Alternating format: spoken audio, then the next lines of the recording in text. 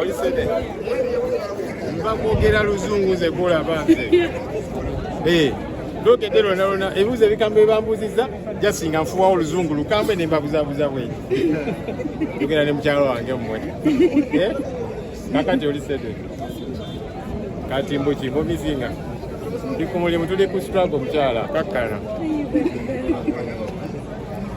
weraba gwe banamole banteze ebikamera byabwe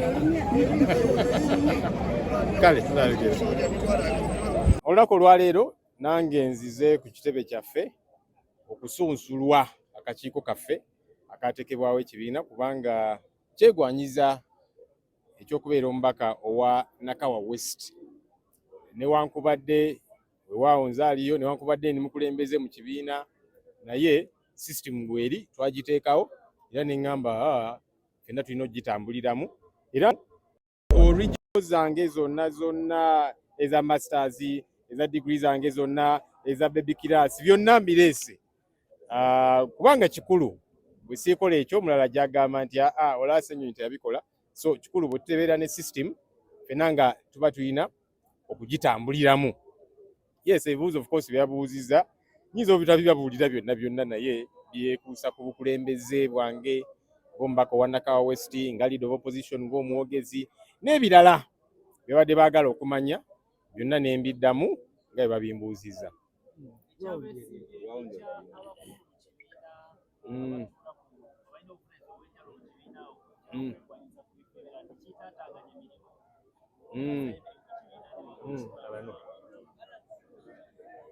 Ekya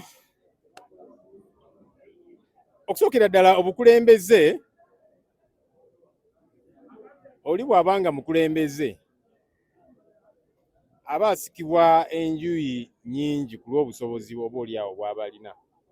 Kati yenze mwogezi wa NUP era eri mu ntandikwa 2021 nga ngenda okwesimba abamu bagamba naye Ssenyonyi lwaki tosigala ku kyakubeera mwogezi wa kibiina n'otagenda mu paalamenti. Nimbagamba akisobokera ddala nembeera mu paalamenti era n'ekibiina nenkyogerera kwasaganya obuvunaanyizibwa obw'enjawulo. So ekyo tekiri mu buzibu yadde nti omuntu oyinza okubeera nga oli mukulembeze mu kibiina naye ate ne weesimbawo ne weegwanyiza okubeera omukulembeze kubanga bw'oba oweereza bulungi mu kibiina kitegeeza nti ne mu kanso ne mu paalamenti n'awalala ojja kusobolayo. Kati pulezidenti waffe ye pulezidenti w'ekibiina kaakati yeegwanyiza kubeera pulezidenti wa ggwanga era awe tumusindise.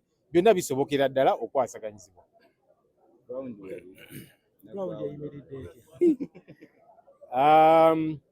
Ground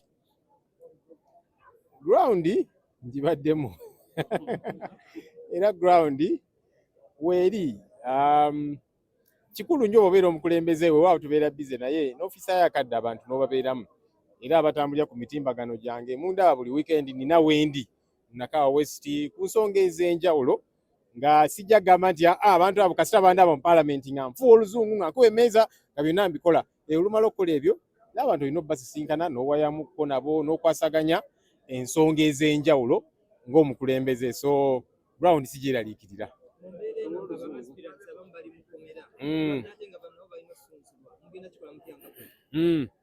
Weewaawo tulina bannaffe abamu abatannasunsulibwa abali mu kkomera kati nga Alex Waisa Mufumbiro. Akakiiko kalina enteekateeka era kajja jjanjula eri eggwanga okulaba nti abantu bano nabo basunsulwa kubanga kikulu. Of course kiyinza obutaba nga ffe bwe tuzze wano ne tweyanjula n'ebiwandiiko byaffe byonna n'ebirala naki kubanga bali bo bali mu kkomera. Ekyenkiza ennyo si be beetwala mu kkomera, baatwaliddwa lwa byabufuzi. So ensonga eyo tetweraliikirira.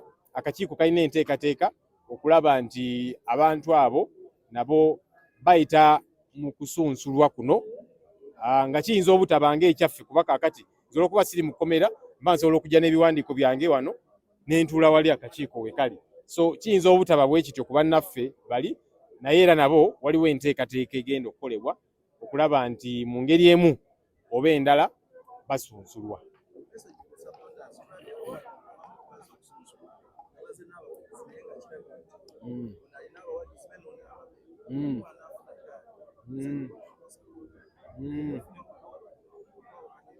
In fact n'ekyokuleeta wano abawagizi kikyamu kubanga akakiiko kakirambika bulungi.